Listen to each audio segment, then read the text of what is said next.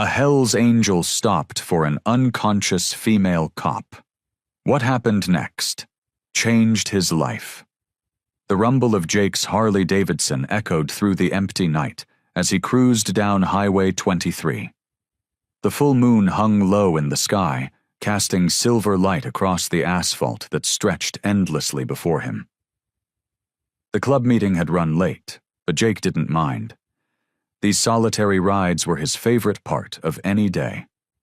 His leather jacket creaked as he adjusted his grip on the handlebars. The wind whipped against his face, and even through his bandana, he could smell the sweet scent of pine trees that lined both sides of the road. Out here, alone with just his thoughts and his bike, Jake felt truly free. The speedometer hovered around 60 as he leaned into a gentle curve. His headlight cut through the darkness, illuminating the yellow lines that disappeared beneath his wheels. The steady thrum of the engine vibrated through his body, as familiar as his own heartbeat. Jake's mind wandered to the meeting he'd just left. The other angels had been rowdier than usual tonight, talking big about territory disputes and showing off their newest bikes. He'd stayed quiet through most of it, nursing his cola while the others downed beer after beer. That was Jake's way. Watching, listening, keeping to himself. A deer bounded across the road ahead, and Jake easily adjusted his speed. Years of riding had honed his reflexes to razor sharpness.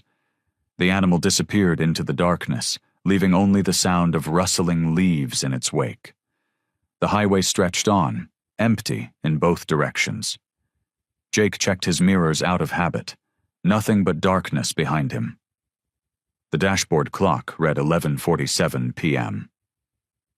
Perfect timing to get home, grab a shower, and catch some sleep before his early shift at the garage tomorrow. As he rounded another bend, something caught his eye. An unusual shape on the shoulder of the road about 100 yards ahead. Jake's trained eye noticed it didn't look like the usual roadside debris. He slowed slightly, squinting through the darkness. The shape became clearer as his headlight swept across it. Jake's heart jumped into his throat. There, sprawled half on the gravel shoulder and half in the grass, was a person. The reflection of his headlight glinted off something metallic. A badge.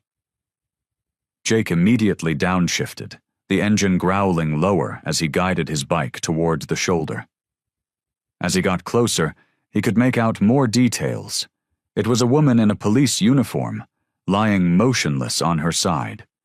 Her hair had fallen across her face, and her limbs were splayed at awkward angles. His tires crunched on the gravel as he brought the bike to a stop about 20 feet away. Jake killed the engine, and suddenly, the night seemed impossibly quiet. He swung his leg over the seat, his boots hitting the ground with a soft thud. For a moment, he hesitated. As a Hell's Angel, he'd learned to be wary of law enforcement. They weren't exactly known for being friendly to his kind. But something about the stillness of her form, the vulnerability of her position, made his decision for him. Jake approached cautiously, his footsteps careful and measured. The woman didn't stir. As he got closer, he could see she was breathing, but her breaths were shallow and uneven. "Hey," he called out softly, not wanting to startle her if she was conscious. There was no response. Jake moved closer, his heart pounding harder with each step. The officer's uniform was dirty and scraped, and there was a small trickle of blood near her hairline. Something bad had happened here, and recently. Jake knelt beside the unconscious officer, all thoughts of personal safety forgotten, as he realized just how serious the situation might be. Jake's hands hovered uncertainly over the injured officer as he took in her condition. Her breathing was shallow but steady. The streetlight above cast just enough light for him to see a nasty bruise forming on her temple. Her uniform was torn at the shoulder, and scrapes covered her exposed skin. "Ma'am, can you hear me?" Jake kept his voice gentle, not wanting to startle her. No response. He pulled out his cell phone, his fingers trembling slightly as he dialed 911. The dispatcher's voice crackled through the speaker. 911, what's your emergency? I found an unconscious police officer on Highway 23, about 2 miles south of the Pine Creek exit. She's breathing but not responding. Looks like she might have been hit by a vehicle. Jake's voice was steady despite his racing heart. Is she bleeding anywhere? Jake carefully examined her again. Small cut on her forehead, nothing major that I can see, but she's got some nasty scrapes and bruises. Do not move her, the dispatcher instructed. Emergency services are on their way. Stay on the line with me. Jake set the phone on speaker and placed it on the ground beside him. The officer's face was pale in the moonlight, her features delicate despite the bruising. She couldn't have been much older than him. I'm going to check your pulse, ma'am, he said softly, though he knew she probably couldn't hear him. Her skin was cool as he pressed 2 fingers against her neck. The pulse was there, a bit fast, but strong. A soft moan escaped her lips. Jake leaned closer. Hey, can you hear me? Her eyelids fluttered. What? She mumbled, trying to move. Don't try to get up, Jake said quickly. You're hurt. Help is coming. Her eyes opened halfway, unfocused and confused. Everything hurts, she whispered. I know. Just stay still. Without thinking, Jake reached for her hand. To his surprise, she gripped it weakly. Who? She started to ask, but her eyes closed again. I'm Jake. Found you on the side of the road. He squeezed her hand gently. What's your name? Lily, she breathed, before slipping back into unconsciousness. The dispatcher's voice came through the phone. Sir, are you still there? Yeah, she woke up for a moment. Said her name is Lily. Jake could hear sirens in the distance now, growing louder. He kept holding Lily's hand, watching her chest rise and fall with each breath. Her fingers would occasionally twitch in his, and sometimes her eyes would flutter open, though she didn't speak again. The night air had grown cooler, and Jake noticed Lily shivering slightly. He shrugged off his leather jacket and carefully draped it over her, making sure not to move her. Hang in there, Lily, he murmured. Help's almost here. Her eyes opened again, clearer this time. She looked at him with confusion. Then fear. Then something else. Trust, maybe? Before consciousness slipped away once more. The sirens were very close now. Jake could see the flashing lights reflecting off the trees, getting brighter with each passing second. Still, he didn't let go of Lily's hand, anchoring her to consciousness as best he could while they waited for help to arrive. Red and blue lights painted the highway in harsh flashes as the ambulance pulled up alongside them. 2 paramedics jumped out, their movements quick and practiced. Jake reluctantly let go of Lily's hand and stepped back, giving them space to work. What happened here? One of the paramedics asked, kneeling beside Lily. Found her unconscious. Looks like she might have been hit by a car, Jake explained, running a hand through his hair. She came to for a few moments but wasn't very coherent. The paramedics worked efficiently, checking her vitals and carefully securing a neck brace. Jake watched, his leather jacket still draped over Lily's body. Something tugged at his chest as he observed their swift movements, a feeling he couldn't quite name. BP's a bit low, one paramedic called out. Possible concussion. Let's get her loaded up. They transferred Lily onto a backboard, then lifted her onto the gurney. As they raised it to its full height, Jake's jacket slipped off.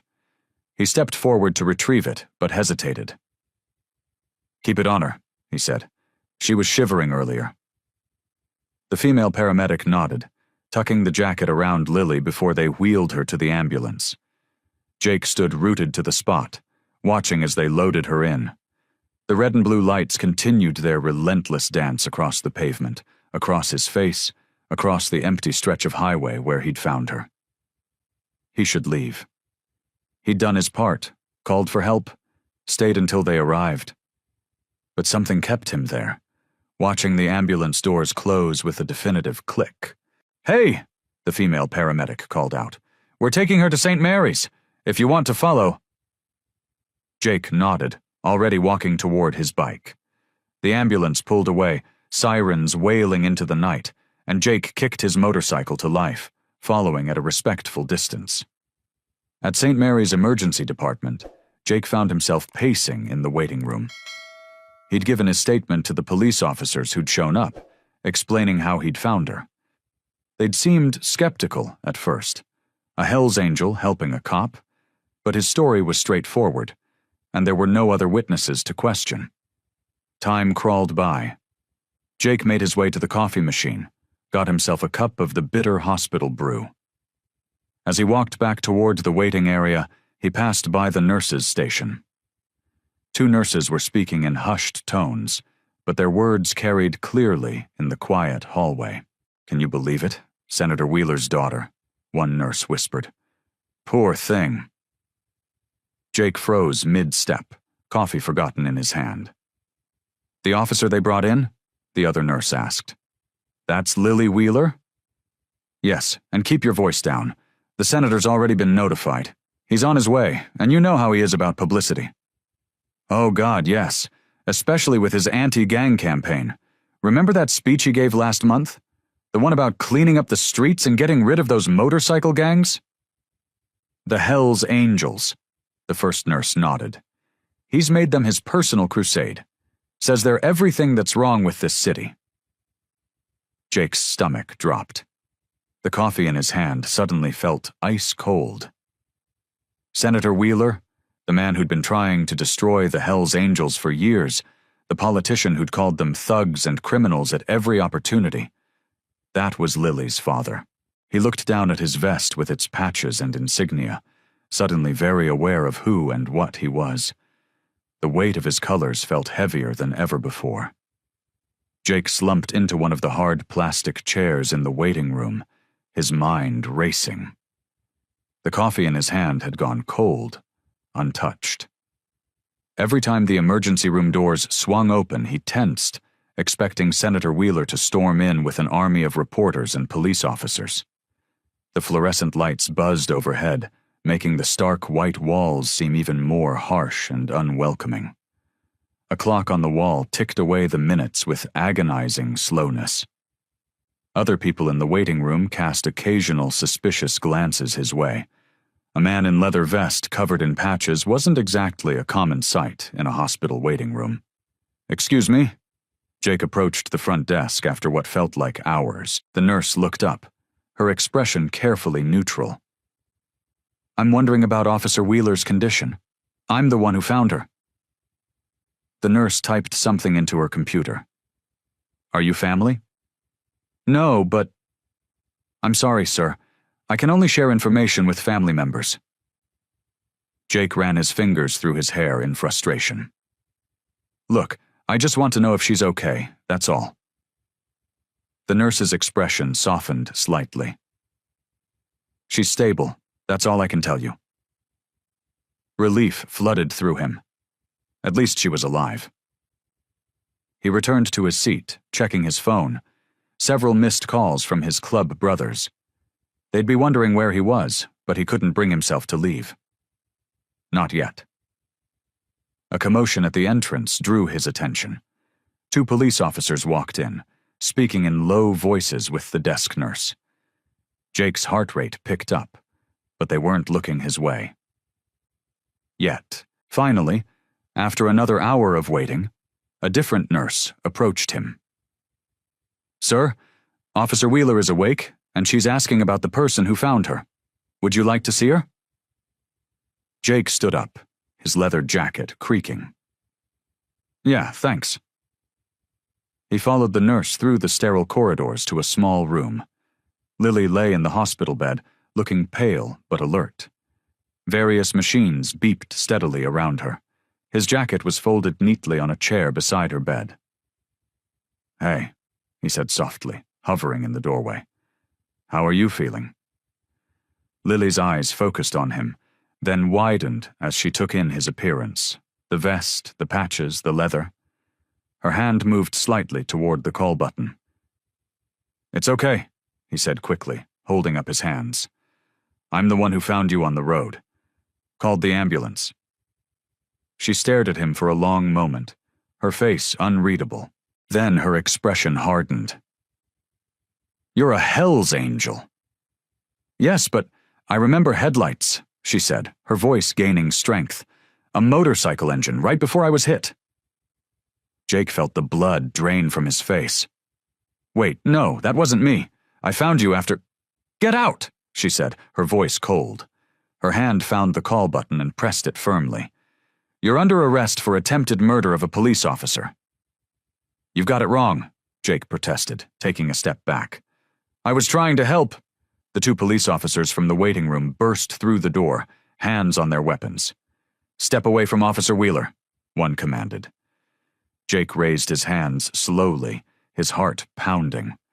"This is a mistake. I didn't hit her. I was trying to help." "Tell it to the judge," Lily said weakly from the bed.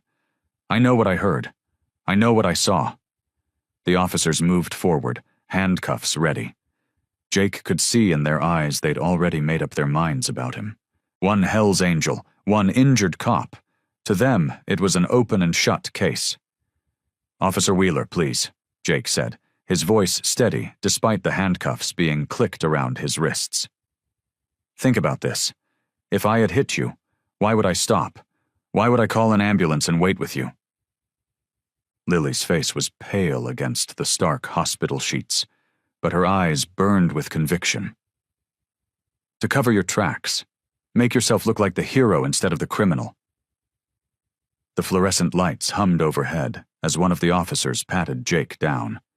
His motorcycle keys jingled as they were removed from his pocket. "That's not what happened," Jake insisted. "I was riding home from a club meeting when I saw you lying there. You were drifting in and out. I held your hand, remember? Kept talking to you so you'd stay conscious?" A flicker of uncertainty crossed Lily's face, but it vanished quickly. "I remember a motorcycle, the sound of it coming up behind me while I was walking my beat." "There are thousands of motorcycles in this city," Jake said, trying to keep his voice calm. "Check my bike. There won't be any damage. No paint transfer, no dents, nothing." One of the officers snorted. "Like you couldn't have fixed it already." "In 3 hours?" Jake challenged. "While I was sitting in that waiting room the whole time? Ask the nurses, I never left." Lily pressed her fingers to her temples, wincing. The heart monitor beside her bed began beeping faster. "You're just trying to confuse me. I know what I heard." "You were unconscious when I found you," Jake said softly. "You're mixing up memories. The motorcycle you heard before you were hit. That wasn't mine. I came later. I helped you." A nurse hurried into the room, frowning at the monitors. "Officer Wheeler's blood pressure is spiking. She needs rest." "Just 1 more minute," Lily insisted, though her voice was getting weaker. "You're Hell's Angels. My father warned me about your kind. You stick together, protect your own no matter what." "Is that what you really believe?" Jake asked. "Or is that what your father told you to believe?" Lily's eyes flashed with anger, but before she could respond, the nurse stepped between them. "That's enough. Officer Wheeler needs to rest now." She pressed a button on one of the IV machines. "Wait," Lily protested, but her eyes were already growing heavy. "I need to... Jake watched as she slipped into a medicated sleep, his chest tight with frustration and something else. Disappointment, maybe. He'd thought, during those moments on the roadside, when he'd held her hand and talked to her about nothing and everything just to keep her conscious, that they'd formed some kind of connection. Now that connection lay shattered on the hospital room floor. "Let's go," one of the officers said, tugging at Jake's arm. As they led him from the room, Jake looked back at Lily's sleeping form. The tough cop who'd accused him and the vulnerable woman he'd found on the roadside. They seemed like two different people. Somewhere between those two versions of her lay the truth. and he was going to have to find it. The officers marched him down the corridor, past the curious stares of hospital staff and visitors. Jake walked with his head high, despite the handcuffs. He knew what everyone was thinking. Just another criminal biker, getting what he deserved. But they were wrong. He'd done the right thing, and somehow he was going to prove it. For now, though, all he could do was cooperate and hope that the truth would come out. His good deed had turned into a nightmare, but he couldn't bring himself to regret stopping to help. Someone had tried to kill Lily Wheeler, and it wasn't him. The question was, who had it been? And why were they letting him take the fall? The holding cell was cold and empty, just like Jake's chances of getting out of this mess. He sat on the hard metal bench, his back against the concrete wall, thinking about Senator Wheeler's face plastered across campaign billboards all over the city. The man's steel-gray hair and practiced smile had become a familiar sight over the years, especially when he was rallying against motorcycle clubs. Jake could almost hear the senator's voice from last year's TV debate. These motorcycle gangs are a menace to our society. They represent everything that's wrong with our streets. We must take a harder stance against these criminals. The word criminals echoed in Jake's mind. He'd heard it so many times before, but it stung differently now. He wasn't a saint. He'd had his share of troubles, but he wasn't the monster the senator made his kind out to be. The irony wasn't lost on him.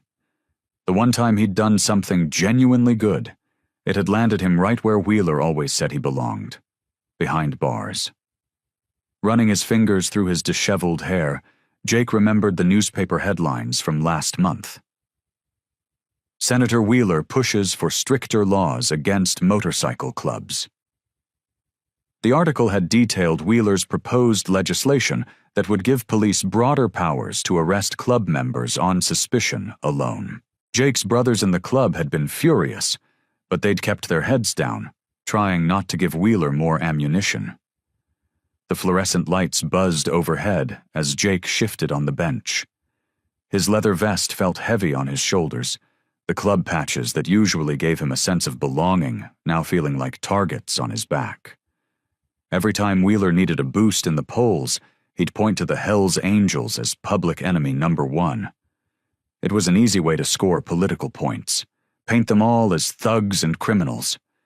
And now here he was, tangled up with Wheeler's daughter, of all people. Jake closed his eyes, remembering Lily's face in the hospital room. She had her father's determination, that same unwavering certainty in her beliefs. But unlike her father, she'd shown vulnerability in those moments by the roadside, a human connection that had felt real. "Your father really did a number on you, didn't he?" Jake muttered to himself, thinking of how quickly Lily had dismissed his help in favor of her father's prejudices. The sound of keys jangling down the corridor made Jake look up. Through the bars, he could see the evening shift changes happening, officers swapping stories and coffee cups. Someone was probably calling the senator right now, telling him that a Hells Angel had been arrested in connection with his daughter's assault. Jake could almost picture Wheeler's satisfied smile. The worst part was knowing that this was exactly what Wheeler had been waiting for, proof that his warnings about the Hells Angels were justified.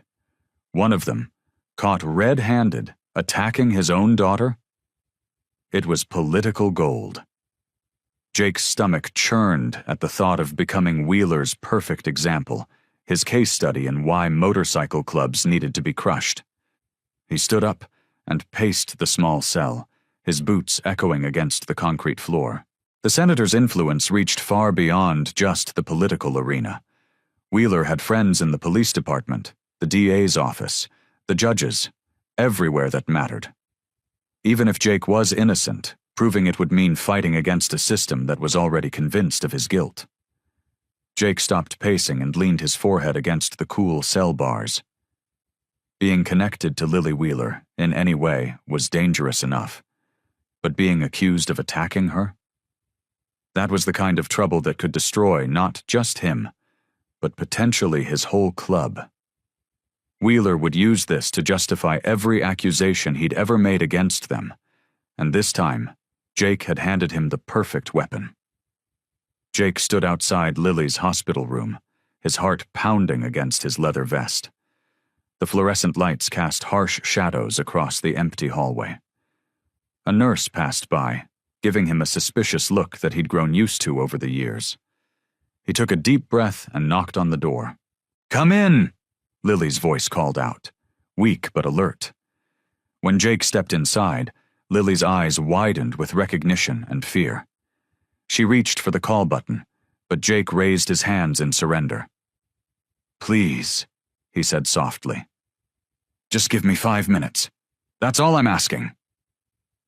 Lily's hand stayed near the button, but she didn't press it. Her face was pale against the white hospital sheets, a nasty bruise blooming across her left cheek.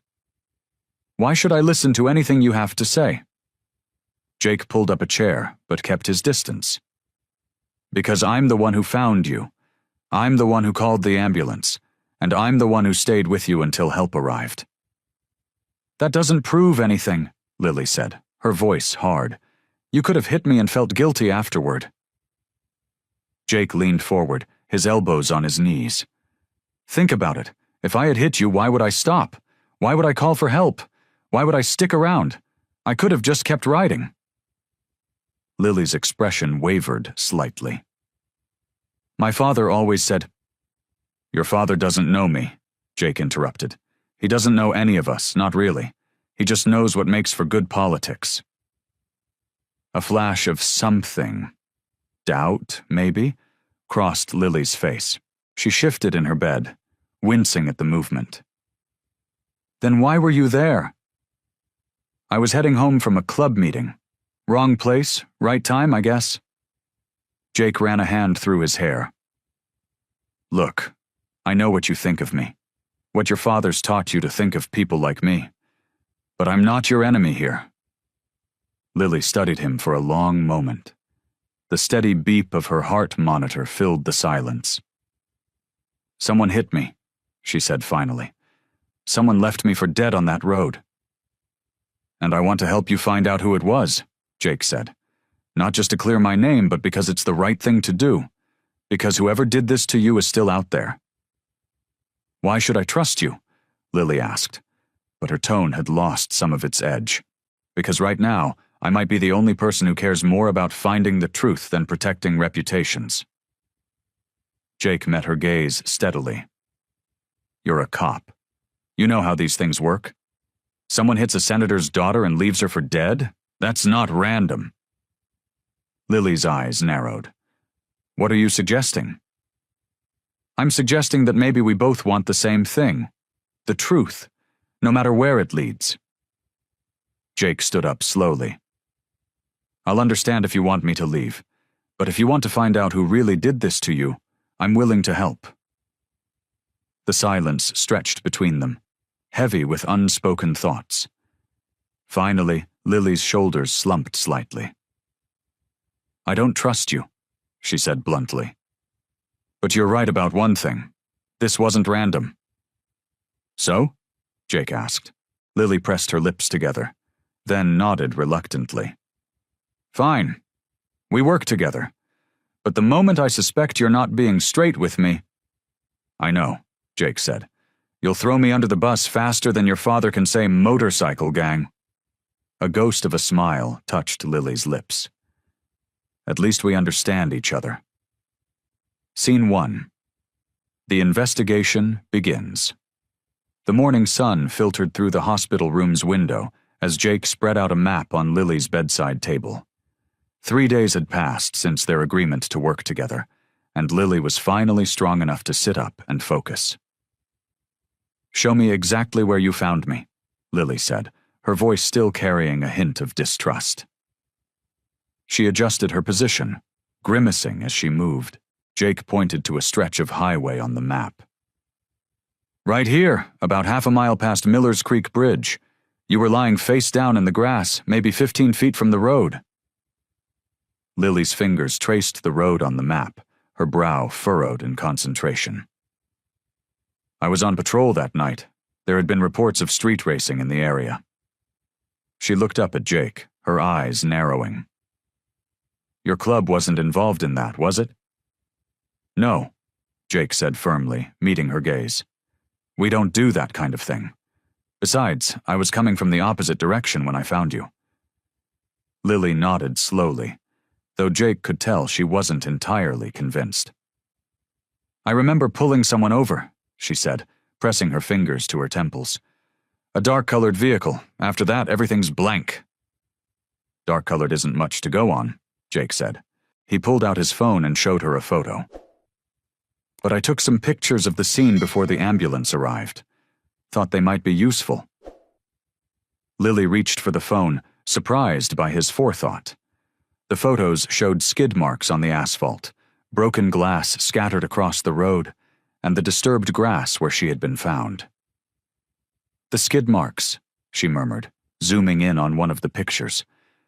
They show the car was coming from the south, not the north where you came from. Jake noticed her shoulders relax slightly. Think you're strong enough to visit the scene? He asked. The evidence might still be there. I can manage, Lily said, throwing back her covers. Just give me a minute to get dressed. 20 minutes later, they pulled up to the site in Jake's pickup truck. He had traded his motorcycle for something less conspicuous, aware that being seen with Senator Wheeler's daughter could cause problems for both of them. Lily moved slowly, using a cane for support as they walked the shoulder of the road. The morning dew still clung to the grass, making their shoes wet as they searched the area. The skid marks are still visible, Jake pointed out, walking along the dark streaks on the pavement. Driver hit the brakes hard before impact. Which means it wasn't premeditated, Lily said, her police training kicking in. They didn't expect to hit anyone. Jake moved toward the grass where he had found her. Something caught his eye, a glint of red plastic partially buried in the dirt. He knelt down and carefully dug it out. Lily, he called, come look at this. She made her way over, leaning heavily on her cane. In Jake's palm lay a piece of shattered tail light, its red plastic distinctive and clearly expensive. That's high-end, Lily said, taking the piece from him. Custom made. I've worked enough traffic accidents to know this isn't from any standard vehicle. Jake stood up, brushing dirt from his jeans. I know most of the garages around here. We could check which ones handle custom work. Lily turned the piece over in her hands, studying it carefully. I've already checked the vehicle registration database. None of the cars in this county have this type of taillight assembly. So either the car isn't local, Jake said, or someone's hiding it. Exactly. Lily pocketed the fragment, her expression thoughtful. Maybe you're not completely useless after all. Jake smiled slightly, recognizing the small olive branch for what it was. High praise from a Wheeler. The paper trail. The police station's records room felt cramped and stuffy. Metal filing cabinets lined the walls, and the smell of old paper filled the air. Jake sat at a small desk, flipping through accident reports while Lily accessed the digital database on a worn computer terminal. Here's something, Lily said, leaning closer to the screen. Her shoulder brushed against Jake's as he moved to look. The night I was hit, there was a fundraising event at the country club. Guest list includes half the city council. Jake spread out the physical reports on the desk. Any of them drive fancy cars with custom tail lights? Most of them, Lily sighed, scrolling through vehicle registrations. But none match our fragment exactly. She rubbed her temples, frustration evident in her gesture. Jake noticed her discomfort. Maybe we should take a break. You're still recovering. I'm fine, she snapped, then softened her tone. Sorry, it's just... something isn't adding up. Jake pulled another file from the stack. Look at this. 3 weeks ago, Councilman Peterson reported his car stolen. A black Mercedes with custom modifications. Lily's fingers flew across the keyboard. Peterson. He's been pushing hard for my father's anti-gang legislation. The same legislation that would give police broader powers to shut down motorcycle clubs, Jake added, his jaw tightening. They exchanged glances, the implications hanging in the air. Lily pulled up Peterson's case file, but the screen flickered and displayed an error message. "That's weird," she muttered, trying again. "The file's been corrupted." Jake leaned in, pointing to a notation on the physical report. "Look here. The investigating officer was Detective Morris. Isn't he your father's friend?" "Yeah," Lily said slowly. "He's been to our house for dinner dozens of times." She tried accessing other files related to Peterson, but each attempt met with the same error message. Jake stood up and walked to the filing cabinet marked Vehicle Theft, Current Year. He pulled the drawer open and rifled through the folders. Peterson's original theft report should be in here, but let me guess, it's missing? Jake nodded grimly. Someone's gone through a lot of trouble to bury this. Lily pushed back from the computer, her face pale with anger. "We need to talk to Peterson." "Already tried," Jake said. "Called his office while you were checking the database. His secretary says he's out of town at a conference." "Convenient," Lily muttered. She pulled out the tail light fragment from her pocket, turning it over in her hands. "We know this came from an expensive car. We know Peterson's car was allegedly stolen right before I was hit. And now we know someone's tampered with the records." "But we can't prove any of it," Jake finished. He gathered the scattered reports, carefully returning them to their original order. "Without access to those corrupted files, or Peterson's original theft report, we're stuck," Lily concluded, her shoulders slumping. She looked at Jake, and for the first time, he saw vulnerability beneath her tough exterior. "Someone really doesn't want us looking into this." Jake began returning the files to their cabinets. "So, what now?" "Now," Lily said, pushing herself up from the chair with effort, "we need to find another angle. Someone has to know something about Peterson's car." They left the records room, carefully locking it behind them. Both felt the weight of their discovery, and their frustration at not being able to do anything about it. The evidence was there, but just out of reach, like a shadow disappearing around a corner. The missing link. Late afternoon sun filtered through dusty windows at the police impound lot. Jake and Lily walked between rows of damaged vehicles, each step crunching on loose gravel. The air smelled of oil and metal, making Jake's nose wrinkle. "Over here," Lily called, stopping in front of a mangled guardrail. "This is what I hit after the car struck me." She touched the twisted metal gingerly, as if reliving the moment. Jake knelt beside the wreckage, his trained mechanic's eye taking in every detail. "Look at these paint transfers." He pointed to dark smudges along the rail. "Definitely from an expensive car. The paint has those fancy metallic flakes in it." Lily crouched next to him, wincing slightly from her still healing injuries. "Can you tell the exact color?" "Midnight blue, maybe black in certain light." Jake ran his fingers along the scrapes. "This matches the taillight fragment we found." They worked methodically, examining every inch of the guardrail. The sun crept lower in the sky, casting long shadows across the lot.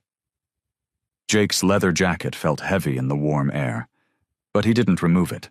"Wait," Lily said suddenly, reaching for something caught in the rail's twisted metal. "There's something here." Jake helped her pull free a small piece of chrome trim, about 6 inches long. "Good eye. This definitely came off our mystery car." Lily turned the piece over in her hands, then reached for the evidence kit she'd brought. "The surface is pretty smooth. Perfect for fingerprints." Jake watched as she carefully dusted the chrome piece with fine black powder. Her movements were precise, professional. Despite everything, he couldn't help admiring her dedication. "There," she said, her voice tight with excitement. "Look at that." Clear fingerprints emerged under the powder, 3 distinct patterns pressed into the chrome's surface. The person who'd lost control of their car had grabbed the trim during the crash. "These are pristine," Lily said, photographing the prints with her phone. "I can run them through the system right now." She pulled up the police database on her phone, carefully uploading the images. Jake paced while they waited, his boots kicking up small clouds of dust. The impound lot had grown quiet. Most of the day shift workers already gone home. Only the distant sound of traffic broke the silence. Lily's phone chimed. She stared at the screen, her face going pale. "No," she whispered. "That's impossible." Jake moved to her side, looking over her shoulder at the display. The database had found a match, complete with a photo ID and full name. Connor Wheeler, the senator's son. Lily's hands shook as she gripped the phone. "My own brother," she said, her voice barely audible. "Connor's fingerprints are on the car that hit me."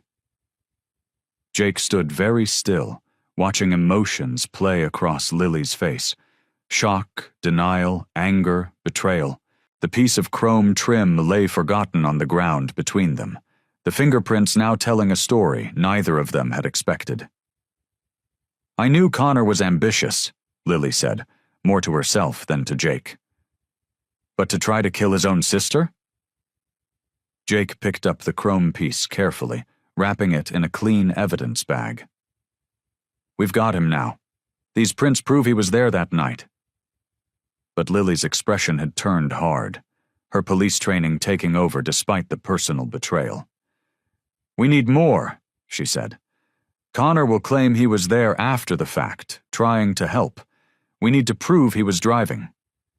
The sun had nearly set now, casting long shadows across the impound lot. They had their first real break in the case, but it had come with a bitter price. Lily's own brother had tried to kill her, and they both knew this was just the beginning of an even darker truth. Scene 1. The meeting. The cafe buzzed with afternoon activity as Jake and Lily waited at a corner table. Late summer sunlight streamed through large windows, casting warm patches across the polished wood floor. Jake fidgeted with his coffee cup, feeling out of place in his leather jacket among the business lunch crowd. "Are you sure about this?" he asked, watching Lily check her phone for the 10th time. Lily nodded, her jaw set firm. "Connor won't make a scene in public. That's not his style." She wore her off-duty clothes, jeans and a simple blouse, but Jake noticed she sat with the same alert posture she had on duty. The bell above the door chimed. Connor Wheeler strode in, dressed in an expensive suit that probably cost more than Jake's motorcycle. His confident smile faltered slightly when he spotted Jake sitting with his sister. "Lily," Connor said, pulling up a chair. "I didn't realize you'd be bringing company." He glanced at Jake with barely concealed disdain. "Cut the act, Connor," Lily said, her voice low but sharp. "We found your fingerprints on evidence from the night I was hit." Connor's expression didn't change, but Jake noticed his hands tighten slightly on the table's edge. "What are you talking about?" "Chrome trim piece," Jake said, meeting Connor's gaze. "From the car that ran your sister off the road. Your prints were all over it." A waitress approached their table, but Connor waved her away with a practiced smile. He leaned back in his chair, straightening his tie. "Of course my prints were there. I arrived right after the accident happened." "What?" Lily's eyes narrowed. "You never told me you were there that night." "I was driving home from a campaign fundraiser," Connor said smoothly. "Saw the emergency vehicles and recognized your patrol car. I stopped to check on you, but the paramedics were already loading you into the ambulance." Jake watched Connor's face carefully. The man was good. His story came out natural and easy, like he was discussing the weather. Too easy. "That's convenient," Jake said. "Why didn't you come to the hospital?" "I did, actually." Connor's smile turned sympathetic. You were unconscious, sis. I spoke with your doctor and left once I knew you were stable. Had an early meeting the next morning I couldn't miss. Lily pulled out her phone, thumbing through files. There's no record of you visiting the hospital that night. Must be a clerical error. Connor shrugged. I can get statements from people at the fundraiser confirming I was there until 10. The accident happened around 11, right? Plenty of witnesses saw me leaving the event. Jake felt his frustration rising. Connor had an answer for everything, delivered with perfect political polish. But something in the man's eyes, a hint of satisfaction, maybe, made Jake's skin crawl. Why didn't you mention being there before now? Lily pressed, her voice trembling slightly. When I was investigating the hit and run? Honestly? Connor spread his hands. I didn't think it was relevant. I arrived after the fact, saw you were getting medical attention, and followed up at the hospital. What else could I add to the investigation? A tense silence fell over the table. Jake could see doubt creeping into Lily's expression. Connor's alibi seemed solid, but Jake had known enough liars in his life to recognize when someone was performing rather than telling the truth. Connor checked his watch, a flashy piece that probably cost more than most people made in a month. Look, I have another meeting to get to. I'm sorry I couldn't be more help, but I'm sure you'll find whoever did this. He stood, adjusting his suit jacket. Take care, sis, Mr. He paused, deliberately not remembering Jake's name, then walked away without finishing the sentence. Jake and Lily sat in her small apartment, surrounded by stacks of newspapers and campaign materials. The evening light cast long shadows across the cluttered coffee table as they pieced together Connor's recent activities. Look at this, Lily said, pushing a newspaper article toward Jake. The headline read, Wheeler Dynasty. Senator's son announces bid for city council. She traced her finger along the text. This was published 3 days before the hit and run. Jake leaned closer, his leather jacket creaking. Your brother's running for office? Not just any office. Lily's voice was tight. He's going for the same district where I work as an officer, where the attack happened. Jake rubbed his chin, connecting the dots. A cop getting attacked in his district. Would make the area look unsafe, Lily finished. Perfect timing for someone promising to clean up the streets. She stood up and started pacing, her hands clenched. Connor's whole campaign is built around law and order. What better way to prove his point than having his own sister become a victim? Jake watched her move back and forth, seeing the pain of betrayal in every step. We need more than speculation, Lily. Your brother's got his alibi locked down tight. Lily stopped suddenly, her eyes widening. The dash cam. What? My patrol car's dash cam. She rushed to her laptop. It would have been recording that night.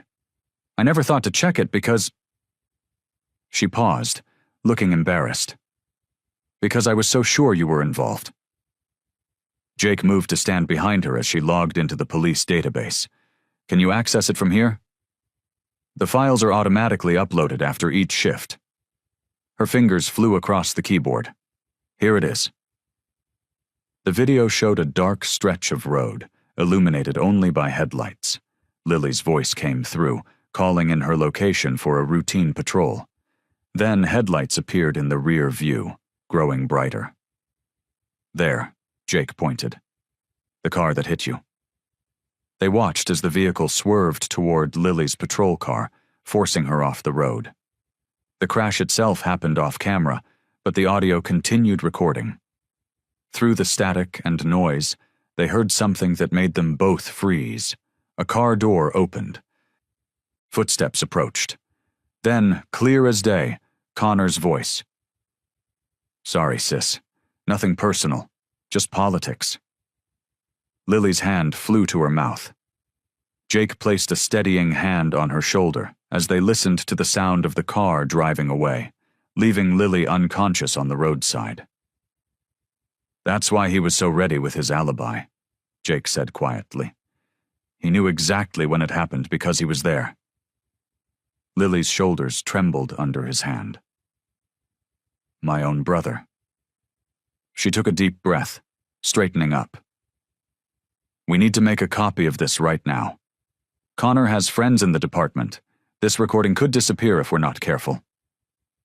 Jake watched as she transferred the file to a secure drive, noting how her hands shook despite her determined expression. The betrayal of family cut deep, but Lily's strength showed in her refusal to look away from the truth. What now? He asked as she finished the backup. Now we take this to someone who can't be bought, Lily said, her voice steady despite the emotion in her eyes. Someone outside my father's influence.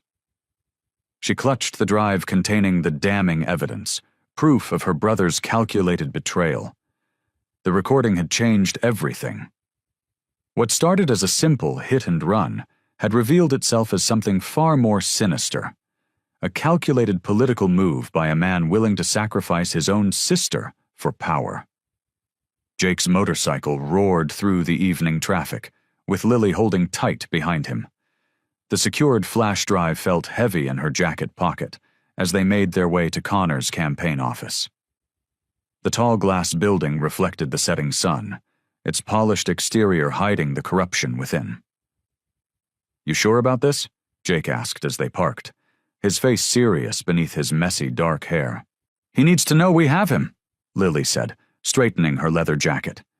Maybe he'll do the right thing if he sees there's no way out. The security guard at the front desk recognized Lily immediately. Officer Wheeler, your brother mentioned you might stop by. Jake and Lily exchanged worried glances. Connor was expecting them. The elevator ride to the 10th floor was tense. When the doors opened, they found themselves in a bustling campaign office. Young staffers hurried about with papers and tablets, barely noticing them. Campaign posters lined the walls, showing Connor's practiced smile and the slogan, "A stronger, safer city." Connor's assistant led them straight to his corner office. He sat behind a massive desk, wearing an expensive suit that seemed to armor him against the world. Two men in dark suits stood by the windows, their stances screaming, "Security!" Lily, dear sister. Connor's smile was cold. And your friend. Please, sit down. We have proof, Connor, Lily said, remaining standing. The dash cam recorded everything, including your voice at the scene. Connor's smile didn't waver. Interesting. Martin? He nodded to one of the suited men, who produced a tablet and played a video. It showed Connor at a charity dinner, giving a speech. The timestamp matched the night of the attack perfectly. But that's impossible, Jake growled. We heard you. Did you? Connor interrupted smoothly. Because according to official records, I was speaking to 300 witnesses that night. The video's been verified by multiple sources. Lily pulled out the flash drive. We have the recording right here. Connor spread his hands. By all means, play it. His confidence made Lily's stomach sink. She connected the drive to Connor's computer and clicked play. Static. Nothing but static. No, Lily whispered. No, this isn't possible. We just listened to it.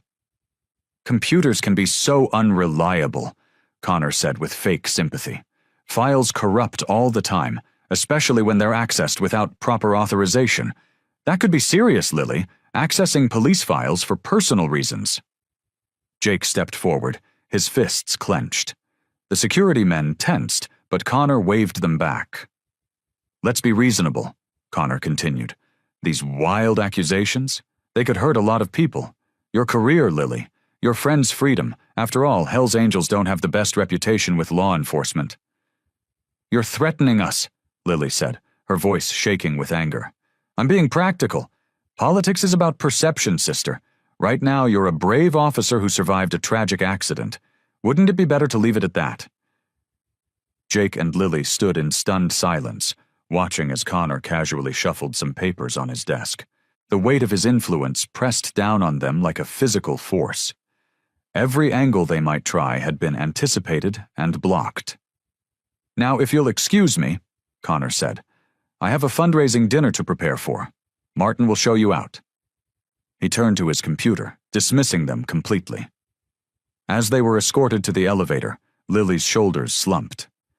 The recording was gone. Connor's alibi was bulletproof, and they'd just been shown exactly how much power they were really up against.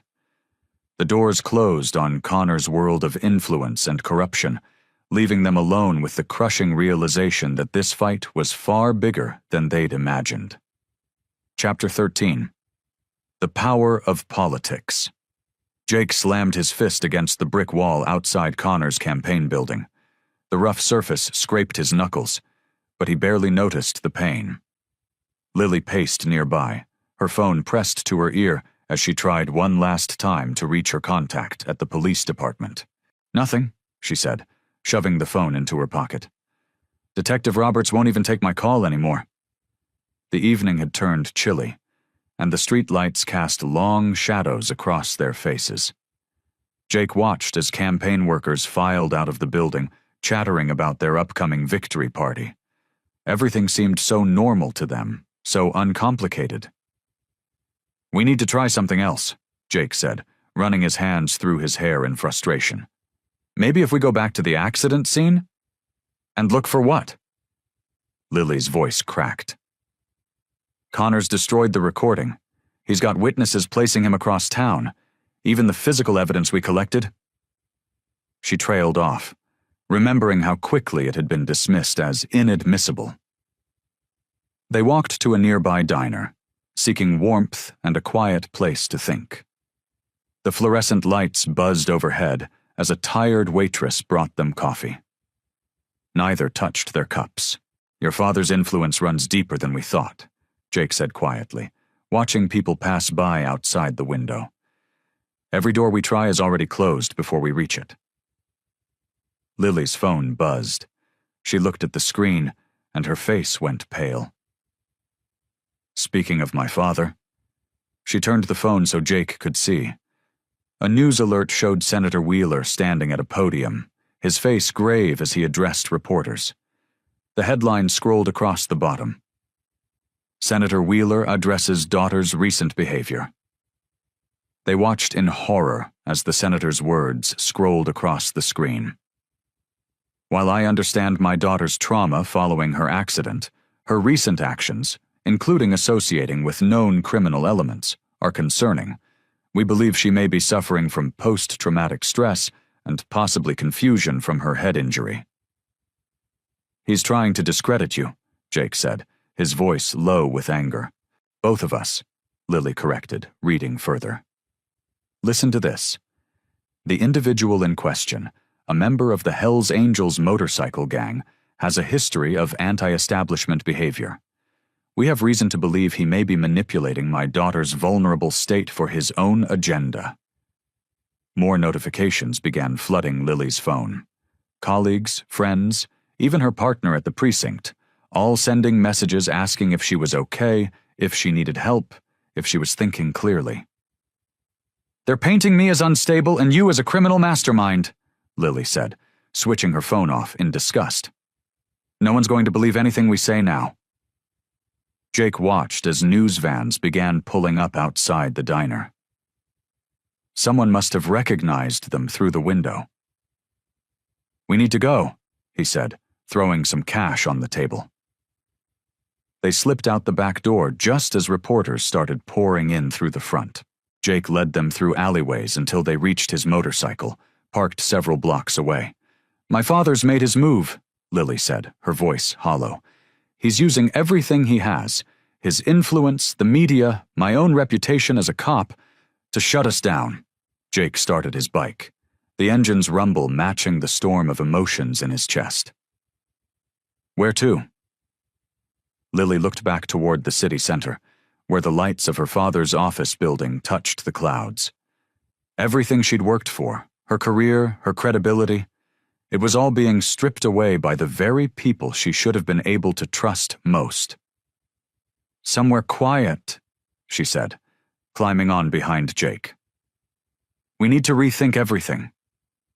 They rode off into the night, leaving behind the growing media circus and the weight of the senator's words. For now they had no choice but to retreat and regroup, knowing that the truth they fought for was slipping further away with each passing moment. Jake stared at his half-packed duffel bag on the motel bed. The neon sign outside his window flickered, casting an unsteady red glow across the worn carpet. His leather jacket lay draped over a chair, the Hells Angels patch catching the light. Everything he owned could fit in that bag, the life of a man always ready to move on. The TV droned in the background, another news report about Senator Wheeler's troubled daughter and her dangerous associations. Jake clicked it off, unable to stomach any more of the lies. He stuffed another shirt into the bag, trying to convince himself this was the right choice. A knock at the door made him freeze. Through the thin curtains, he could make out a familiar silhouette. "I know you're in there, Jake," Lily called out. "Open up." He hesitated, then walked to the door. Lily stood there, wearing civilian clothes instead of her uniform, her badge notably absent. Dark circles under her eyes matched his own. "Planning to run?" she asked, pushing past him into the room. Her eyes landed on the duffel bag. "It's better this way," Jake said, closing the door. "Your father's turned the whole city against us. Maybe if I'm gone, you can salvage what's left of your career." Lily picked up his leather jacket, running her fingers over the patch. "Is this what you do? When things get tough, you just ride away?"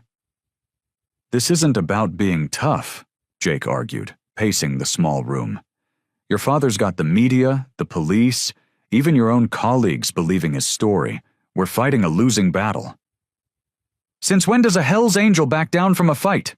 Lily challenged, tossing his jacket at him. "The Jake I've gotten to know over the past few days wouldn't give up just because some politician made things difficult." Jake caught the jacket, the familiar weight of it in his hands. "Your brother tried to kill you, Lily. Your father's covering it up. These people, they've got power we can't touch." "That's exactly why we can't stop," Lily said, her voice firm. She pulled something from her bag, a small USB drive. "Remember that security camera near the accident site? The one that mysteriously malfunctioned that night?" Jake nodded, his attention caught. "Well, it turns out the data wasn't completely erased. I have a friend in IT who might be able to recover it." She held up the drive. "But I need your help. We can't trust the system anymore. We need to work outside it." Jake set his jacket down, hope stirring in his chest despite his attempts to squash it. "Your father's people will be watching every move you make." "Then it's a good thing I've got a partner who knows how to operate in the shadows," Lily said with a slight smile. "Unless you're still planning to run?" Jake looked at his half-packed bag, then back at Lily. She stood there, determined and unbroken despite everything she'd lost. Her career, her family's trust, her reputation, all sacrificed in the pursuit of truth. He walked to the bed and upended the duffel bag, clothes spilling onto the mattress. "Your brother needs to answer for what he did," he said, "and your father needs to learn he can't buy the truth." "So you're in?" Lily asked. Jake picked up his leather jacket and slipped it on, feeling its familiar comfort. "I'm in. But we do this smart. No more playing by their rules." Lily's relief was visible as she nodded. "We'll find a way to expose them, even if we have to tear down every wall they've built to hide behind." Scene 1. The fluorescent lights of the all-night diner buzzed overhead as Jake and Lily hunched over a laptop in a corner booth.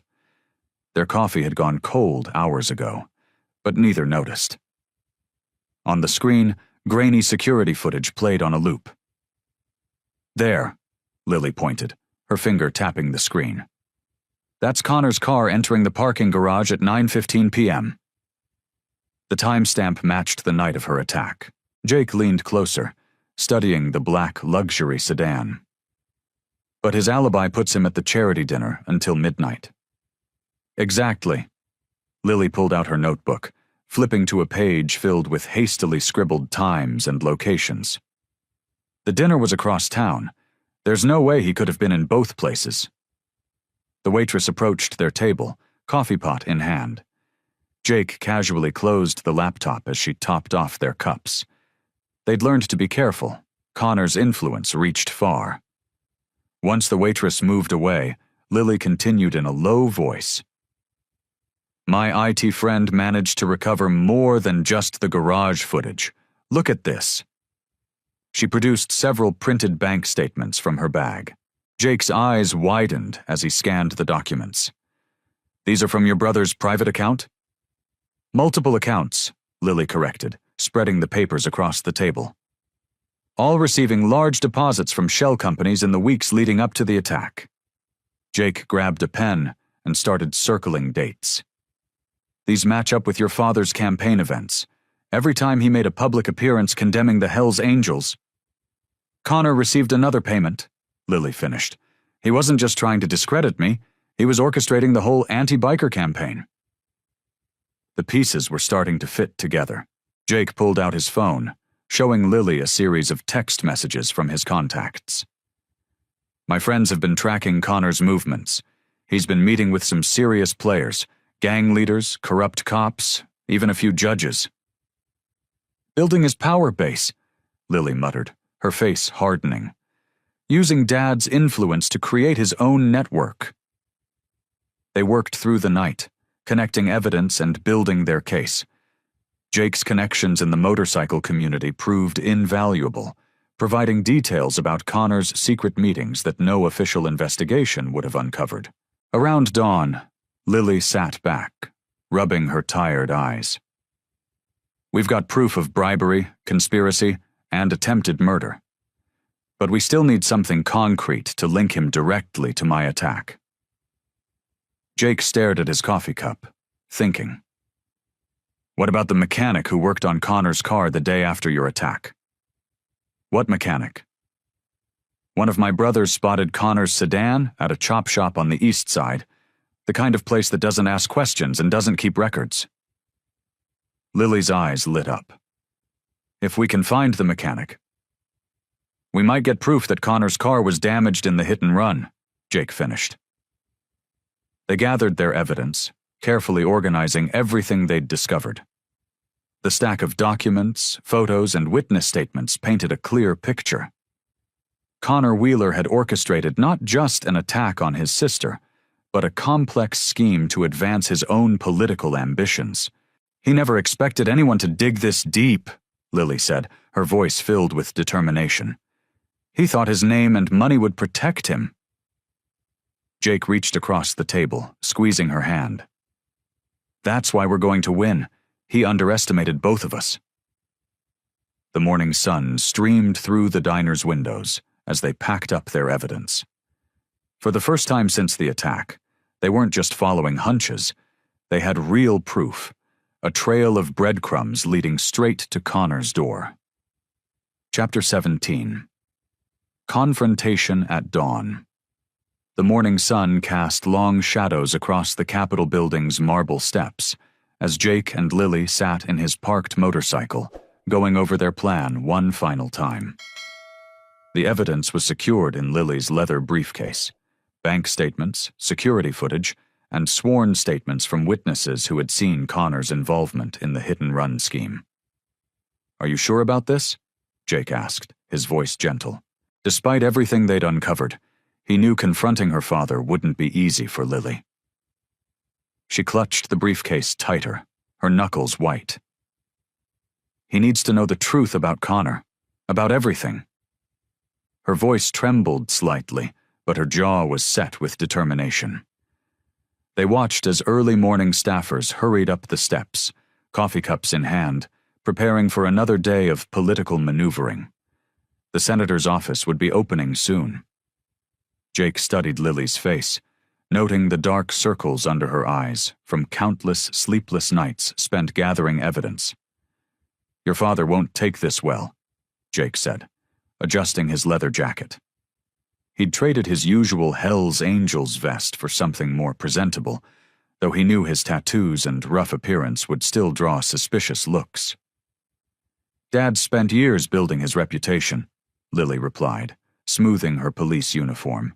She'd insisted on wearing it, wanting to remind her father of who she was, not just his daughter, but a sworn officer of the law. Finding out his son orchestrated an attack on his own sister, it'll destroy him. They climbed off the motorcycle, and Jake noticed Lily's slight wince. Her injuries from the hit and run hadn't fully healed. Without thinking, he offered his arm for support. To his surprise, she took it. The marble halls echoed with their footsteps as they made their way to the senator's office suite. Early morning light streamed through tall windows, creating patterns on the polished floor. A few curious onlookers watched them pass, the unlikely pair of a police officer and a biker drawing more than a few raised eyebrows. "Remember," Lily whispered as they approached the office, "we need to be calm and professional. No accusations until we've presented all the evidence." Jake nodded, though his heart was racing. He'd faced down rival gangs without flinching. But this, confronting a powerful politician with evidence of his son's crimes, felt more dangerous than any street fight. They were 20 feet from the senator's office when the first security guard appeared, seemingly from nowhere. Then another. And another. Within seconds, they were surrounded by 4 large men in dark suits, their earpieces giving away their profession. "Officer Wheeler," one of them said, his tone professionally neutral, but his stance clearly hostile. "The senator is not available for unscheduled visits." Lily stepped forward, her badge catching the morning light. "I'm here to see my father on official police business." "We have strict instructions," another guard replied, positioning himself between them and the office door. "No visitors without prior clearance, especially—" He glanced at Jake with obvious distaste. "Certain types of visitors." "This is important," Lily insisted, gripping her briefcase tighter. "It concerns a criminal investigation involving Connor." "Miss Wheeler," the first guard cut her off, his voice dropping to a whisper. "This is your only warning. The senator is aware of your investigation. He strongly suggests you drop it, for everyone's sake." Jake felt his muscles tense, reading the threat in the guard's words. He'd been in enough confrontations to recognize when violence lurked just beneath the surface of polite words. The guards formed a tighter circle around them, their message clear. This was as far as they would get. Jake could feel Lily trembling beside him, though whether from anger or fear, he couldn't tell. "Think carefully about your next move," the guard said, his hand resting casually on his concealed weapon. "Some doors are better left unopened." Jake and Lily retreated from the Capitol building, but their determination hadn't wavered. They sat in a small coffee shop across the street, watching the steady stream of people entering and leaving the imposing structure. "We need something they can't ignore," Lily said, stirring her untouched coffee. "Something concrete that even Dad's influence can't make disappear." Jake nodded, his rough hands wrapped around his cup. "Your brother's got to have slipped up somewhere. Nobody's perfect at covering their tracks." Lily's phone buzzed, a text from an unknown number. She showed it to Jake. "Check the impound lot, tonight, Bay 7. Her eyebrows knitted together.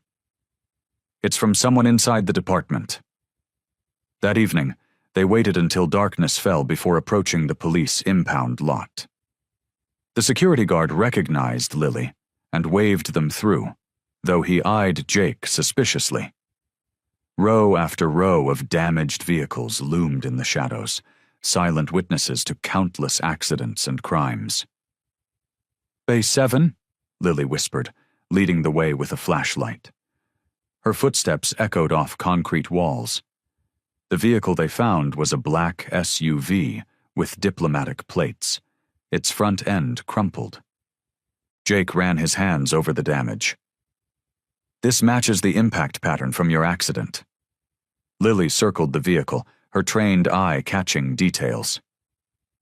"Look at this," she called, pointing to a partially removed registration sticker. "It's registered to a shell company, but—" She peeled back the corner carefully, revealing another sticker underneath. "Wheeler Foundation," Jake read aloud. "Your family's charity?" They popped the hood, and Lily began searching methodically. In a hidden compartment near the engine block, she found a thick manila envelope. Her hands trembled as she opened it. Inside were documents, bank transfers, surveillance photos, and most damning of all, a series of text messages printed from Connor's phone. They detailed his plan to discredit Lily, viewing her as a threat to his political aspirations. The final message, sent hours before the hit and run, read, "She'll be on patrol tonight. Make it look like an accident." "He planned everything," Lily whispered, her voice thick with emotion. "He wanted me out of the way so he could position himself as Dad's political heir." Jake placed a steadying hand on her shoulder. "This is what we needed. These documents prove everything." They carefully photographed each piece of evidence with their phones, ensuring multiple backup copies. As they worked, a security camera above them blinked steadily, recording their discovery. "We need to move fast," Jake said, helping Lily gather the documents. "Once they realize we found this—" A car engine roared to life nearby, headlights sweeping across the impound lot. Jake pulled Lily behind a nearby vehicle just as a black sedan cruised past their location.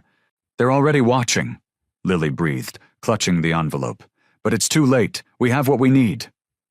They slipped out through a side gate, the evidence secure. The dossier contained everything they needed: financial records, communications, witness statements, and irrefutable proof of Connor's involvement in the attack on his sister. As they rode away on Jake's motorcycle, Lily held tight to both Jake and the documents that would finally expose the truth. Her brother's careful planning had been his undoing. He'd kept records of everything, perhaps as insurance against their father. Now those same records would bring his schemes crashing down. The morning sun cast long shadows through the Venetian blinds of Senator Wheeler's office as Jake and Lily stood before the massive mahogany desk. The senator's face remained impassive, though his fingers drummed steadily on the polished wood. "This better be important," Senator Wheeler said, his voice carrying the practiced smoothness of a career politician. "I have a committee meeting in 30 minutes. Lily stepped forward, her police badge glinting at her hip. The manila envelope felt heavy in her hands as she placed it on his desk. "It's about Connor, Dad. About what he did to me." The senator's eyes narrowed, darting between his daughter and Jake, who stood slightly behind her, his leather jacket and rough appearance a stark contrast to the office's refined atmosphere. "I thought we were done with these wild accusations." "Not accusations anymore." Lily spread the documents across his desk. Bank statements, text messages, photos. "Connor planned the hit and run. He wanted me out of the way because he saw me as a threat to his political future." Senator Wheeler's face remained carefully neutral as he examined the evidence, but Jake noticed his hands had stopped drumming. The politician picked up one of the text messages, reading it carefully. "These could be fabricated," he said, but his voice had lost some of its certainty. "The documents came from your family foundation's vehicle," Jake spoke up, his voice steady. "The SUV used in the hit and run, it's still in the police impound lot, registered to one of your shell companies." The senator's facade cracked slightly. He picked up another document, then another, his movements becoming more agitated. "Where did you get these?" "Does it matter?" Lily asked. "What matters is that Connor tried to kill me. Your son, my own brother, was willing to run me down to advance his career." Senator Wheeler stood abruptly, walking to the window. His reflection showed a man struggling with an impossible truth. "You don't understand the pressure he's under, the expectations. Don't." Lily's voice cut through the air like a blade. "Don't you dare make excuses for him." The senator turned, his political mask slipping further. He looked at the evidence again, at the irrefutable proof of his son's crimes. His shoulders sagged slightly, the weight of reality finally breaking through his denial. "I've spent my entire career building this legacy," he said quietly. "Everything I've done, every decision I've made, was to secure our family's future. And that's more important than your daughter's life?" Jake stepped forward, his voice tight with controlled anger. The senator looked at Lily, really looked at her, perhaps for the first time in years. He saw not just his daughter, but a strong, capable woman who had nearly died because of his son's ambition. Ambition he had fostered and encouraged. "The evidence is conclusive," Lily said, her voice softer now but no less firm. "You can't make this disappear, Dad. Not this time." Senator Wheeler sank back into his chair, the careful construct of his political world crumbling around him. He picked up the damning text messages again, reading them one more time, as if hoping the words would somehow change. "My own son," he whispered, the words heavy with disbelief. "My own son did this." The office fell silent, except for the quiet ticking of an antique clock. Outside, the bustling sounds of the Capitol building continued, oblivious to the scene unfolding within these walls.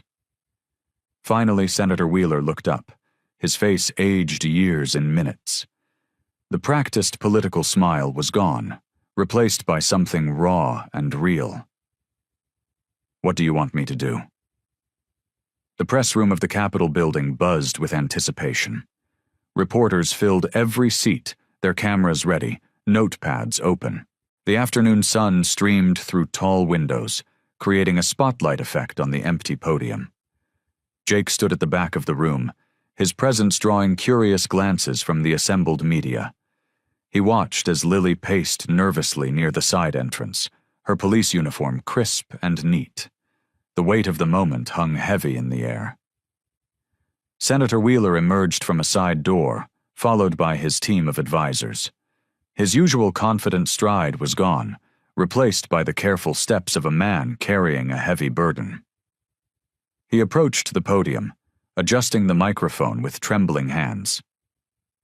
"Good afternoon," he began, his voice lacking its usual polish. "I've called this press conference to address a serious matter concerning my family and my office." Camera shutters clicked rapidly. Reporters leaned forward in their seats, sensing the gravity of the moment. 2 weeks ago, my daughter, Officer Lily Wheeler, was the victim of a hit-and-run accident. The senator paused, swallowing hard. "Today, I must inform you that this was not an accident. It was a deliberate act orchestrated by my son, Connor Wheeler." Gasps filled the room. Reporters burst into frenzied whispers, and cameras flashed continuously. Connor's actions were motivated by political ambition and a misguided attempt to advance his own career at the expense of his sister's life. The senator's voice cracked slightly. "The evidence is conclusive and irrefutable. As we speak, Connor is being taken into custody by the state police." Lily stood straighter, her chin high, as murmurs rippled through the crowd. Jake caught her eye from across the room, offering a subtle nod of support. "For years, I have prided myself on building a legacy of public service," Senator Wheeler continued. "But I failed to see the corruption growing within my own family. My daughter nearly died because of this failure." The senator turned to look directly at Lily. "I owe my daughter's life to the quick thinking and courage of a man I once wrongly judged." He gestured toward Jake. "Despite our past differences and my public stance against his association, this member of the Hell's Angels showed more integrity and honor than my own son." Cameras swiveled to focus on Jake, who remained stoic under the sudden attention. Lily's eyes met his again, filled with gratitude and something deeper. "Officer Lily Wheeler has shown extraordinary courage in pursuing the truth, even when that truth led to her own family. She embodies the very best of law enforcement, dedication to justice regardless of personal cost." The senator's voice strengthened with pride. "She is not just my daughter. She is a hero who refused to let power and influence obstruct justice." Through the windows, they could see police cars arriving, their lights flashing. Connor Wheeler was being led out of the building in handcuffs, his face ashen. "I will be cooperating fully with the investigation," Senator Wheeler concluded, "and I offer my deepest apologies to my daughter, to the public, and to those I have wrongly judged. Thank you." The room erupted into chaos as reporters shouted questions, but the senator stepped away from the podium. He walked directly to Lily, and for the first time in years, embraced her publicly. The media swarmed around them, cameras flashing, questions flying, but in that moment, Lily caught Jake's eye once more. He gave her a small smile and a nod, acknowledging the victory they had achieved together. Justice had prevailed, not through political power or influence, but through the unlikely partnership of a police officer and a Hell's Angel who had chosen to do what was right. The morning sun cast long shadows across the police station parking lot as Lily pulled into her usual spot. She sat in her car for a moment, taking in the familiar sight of the brick building where she'd worked for years.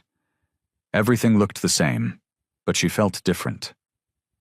Officers passing by waved and smiled.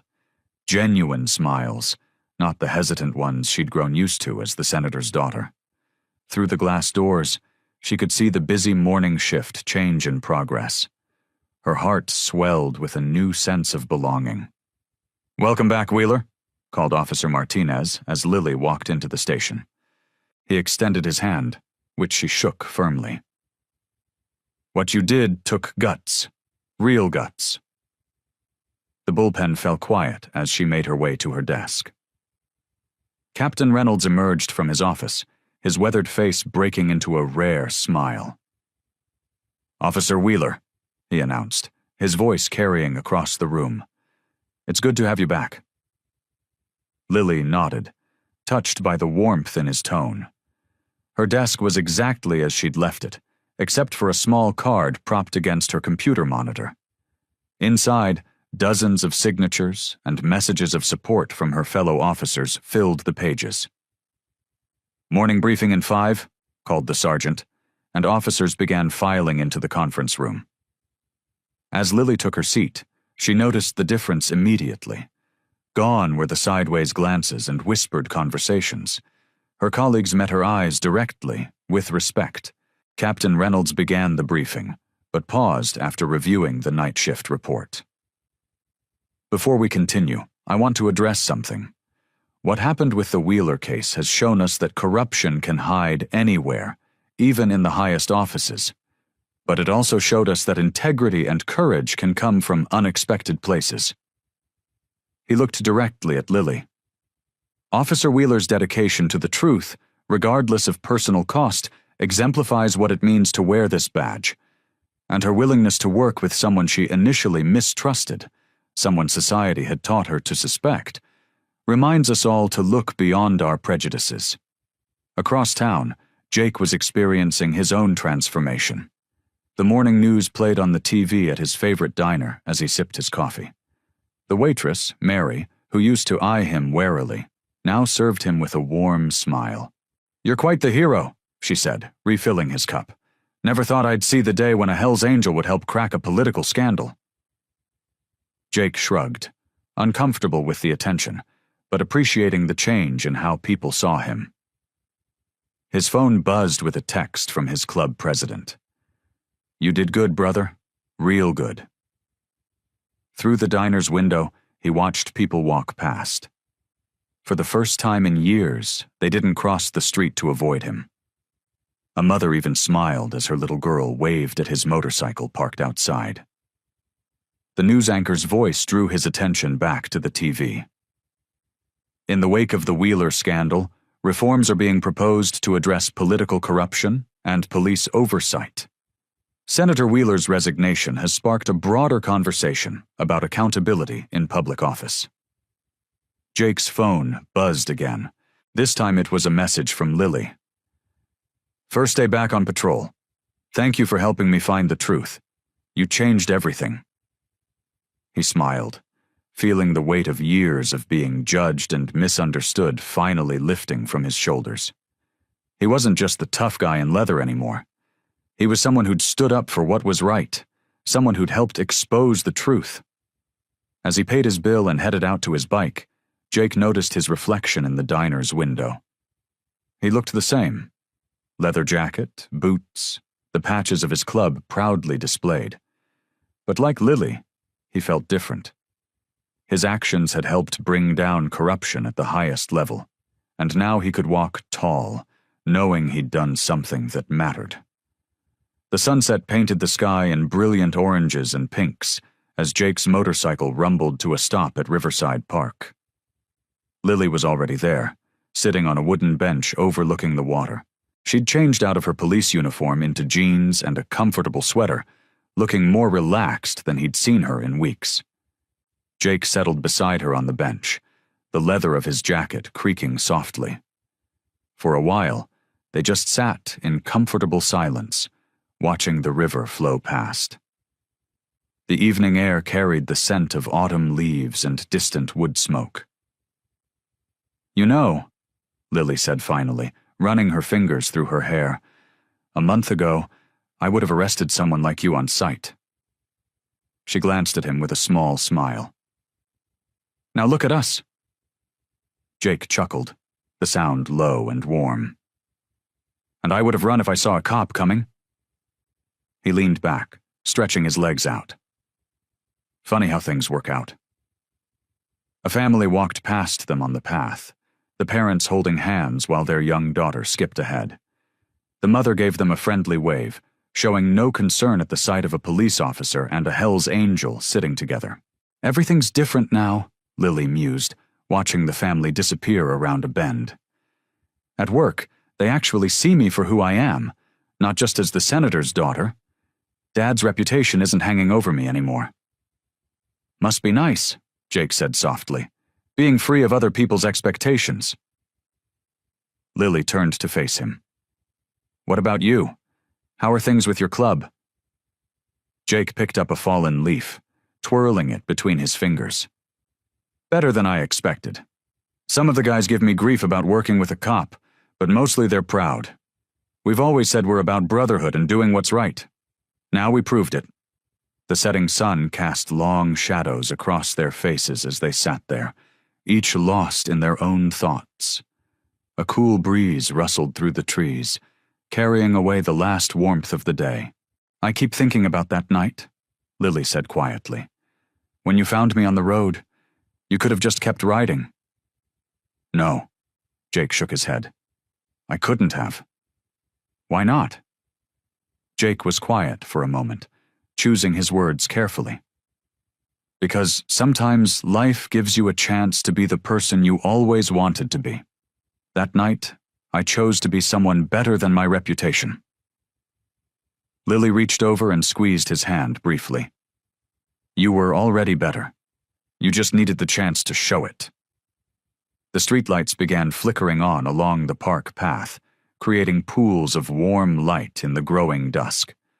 In the distance, a church bell chimed 8 times. "I should head home," Lily said, standing up and stretching. "Early shift tomorrow?" Jake nodded, rising to his feet.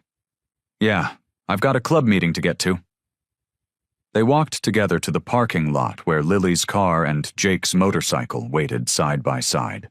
The contrast between the police-issue sedan and the custom Harley made them both smile. "Thank you," Lily said suddenly, her voice sincere. "Not just for that night, but for everything after, for believing in the truth as much as I did." "Thank you for giving me a chance to prove who I really am," Jake replied, his usual gruff tone softened with emotion. Lily turned toward her car, keys jingling in her hand. Jake swung his leg over his motorcycle, the engine rumbling to life beneath him. They exchanged one last look, acknowledging everything that had changed between them and within themselves. Chapter 22. The Aftermath. Scene 2. Jake stood in front of his bathroom mirror, wiping away the steam from his morning shower. The familiar face that stared back at him somehow looked different now. His eyes, usually hard and guarded, held a warmth he hadn't seen in years. The weight of his past, the fights, the accusations, the assumptions people made about him, felt lighter on his shoulders. Moving to his small kitchen, he started his morning routine. But even that felt changed. The coffee maker gurgled as he glanced around his apartment. What had once felt like just a place to crash now felt more like a home. Photos hung on the walls, new ones, including a newspaper clipping about the Wheeler case, with his name mentioned not as a suspect, but as a key figure in uncovering the truth. His phone buzzed with messages from the club. Instead of the usual calls to arms or warnings about rival gangs, they were planning a community outreach event. Jake smiled, remembering how his brothers had started looking at him differently after the Wheeler case. Some had even started following his lead, finding ways to help the community rather than intimidate it. The morning sun streamed through his window as he settled into his favorite chair, the leather worn smooth from years of use. His vest hung nearby, the patches and emblems catching the light. Once, they had been his whole identity. Now they were just part of who he was, not all of him. A knock at the door pulled him from his thoughts. Opening it, he found Lily standing there, holding 2 paper cups from the local coffee shop. "I brought reinforcements," she said with a smile, holding up the cups. "Though I see you've already got some brewing." "Never turn down good coffee," Jake replied, stepping aside to let her in. He noticed she was wearing civilian clothes, jeans and a casual blazer, rather than her uniform. Lily walked in, taking in the apartment with curious eyes. "This is nice," she said, genuine appreciation in her voice. "Different from what I expected." "Let me guess. You thought it'd be all motorcycle parts and empty beer bottles?" She laughed, setting the coffee cups down on his small kitchen counter. "Maybe, but I should know better by now than to make assumptions about you." Jake leaned against the wall, watching as she moved around his space with comfortable familiarity. It struck him how natural it felt having her there, how far they'd come from that night on the highway. "I was just thinking about everything that's changed," he said, accepting the coffee she offered. "A few months ago, I wouldn't have believed any of this was possible." Lily settled onto his couch, tucking one leg under her. "I know what you mean. Dad called yesterday, by the way. He's actually making changes in his policies, working with community groups instead of against them." "Including the Angels?" "Especially the Angels. Turns out having one save his daughter's life changed his perspective a bit." She took a sip of her coffee, her eyes twinkling over the rim of the cup. "Funny how life works out sometimes," Jake mused, settling into the chair across from her.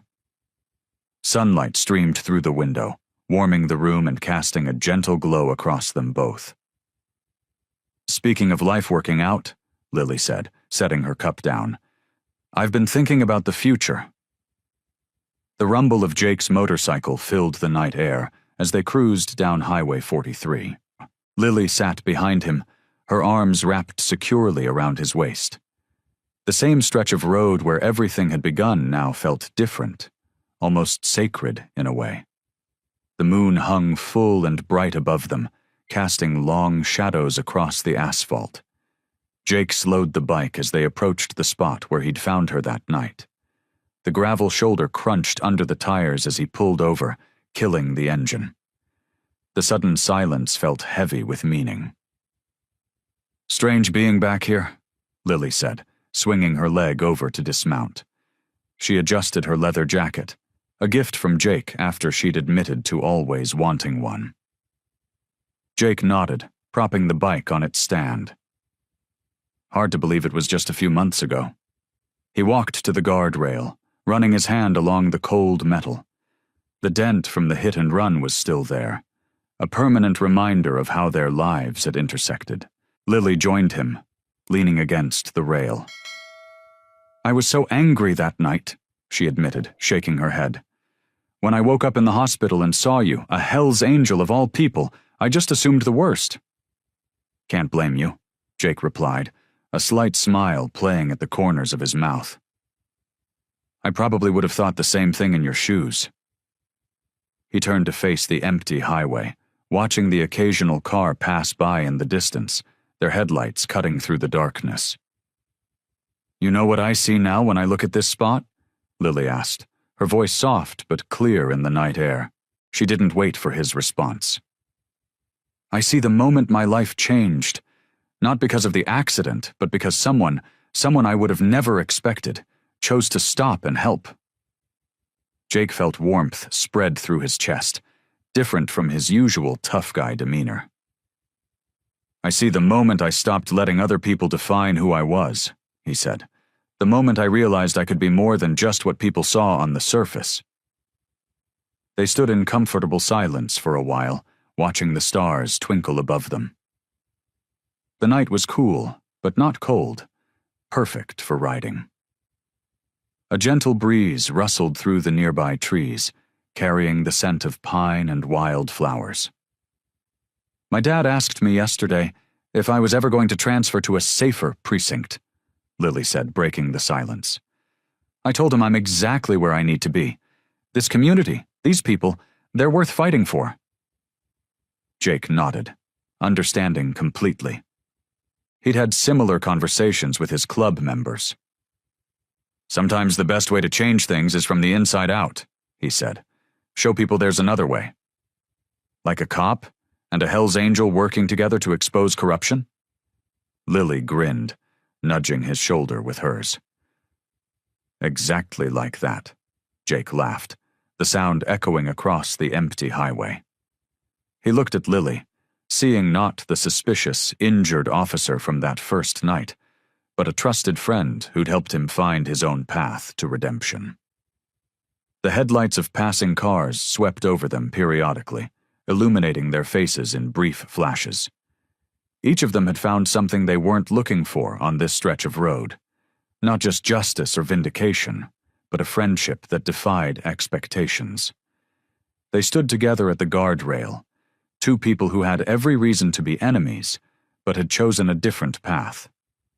The night wrapped around them like a comfortable blanket, and the highway stretched out before them, no longer a place of tragedy but a symbol of unexpected hope.